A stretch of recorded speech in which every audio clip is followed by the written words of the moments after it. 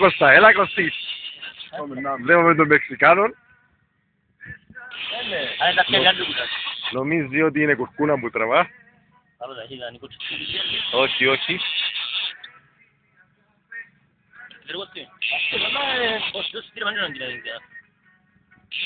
Μας εγύρισε την Πάρκαν. Δεν φαίνεται να αντιδρά. Άισι, δεν είναι καλύτερα. Περίμενε να δω, πιάμε την άλλη μηχανή. Περίμενε, πήραμε άλλη μηχανή. Γύρισε λίγο κύριε Αντώνη. Δεν πειράζει. Όπα, ρε Αντώνη, γύρισε στην πολλά. Έλα. Όχι, όχι. Εντάξει, πρέπει να απελευθερώθηκε η άλλη. Έλα Κωστή. Εντάξει. Λακταρά. Τούτη πάλι ρε, με έτσι πιο βάλει. Και το κάντζω. Δεν διάς πολύ πίεση και αυτό. Το κάντζω, ρε, δεν μου κάντζω. Άρα είναι καλά. Τώρα, κάνε τα βάρη, ρε, εσύ πιο ακόμα. Σιγά, μην τις πολλά.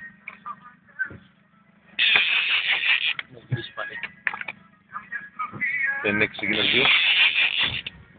Θα βάλει λίγο κάτω. Σιγά ρε. Σιγά. Άχι την ευκαιρνή πάνω. Έτσι είναι κουρκούνα.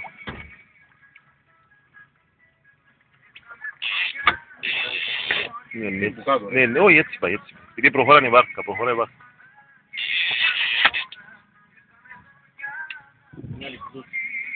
Έλα, δώσ' της.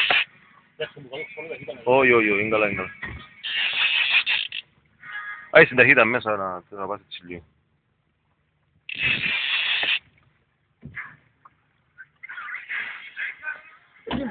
Άισε την, να, προχώρα.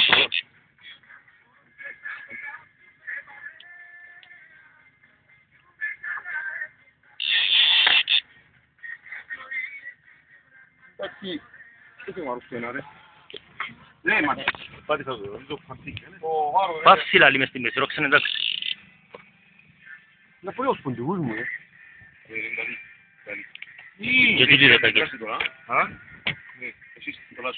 Δεν ξέρω. Ναι. Του νεφέρεις τέλεια απότομα, βάζεις το νερό τέλεια, θα τραβήσεις το καλάμι σου στην αυτή.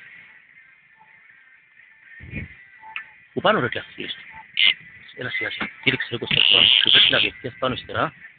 Είσαι άλλο βάρος. Όχι, έλα. Σιγά, τώρα κοντέψεις. Στην που πάνω, τραβάει πάνω ρε Κώστα. Τραβάω καλάμι σου πάνω. Όχι ρε Κωστιάκη, τι λέξεις ρε Κωστή, να πάνω. Όχι. Τι είναι δεκάγγελη ρε. Πάτω σου κάλω το μαχαίρι. Πρέπει να μόνο μες στο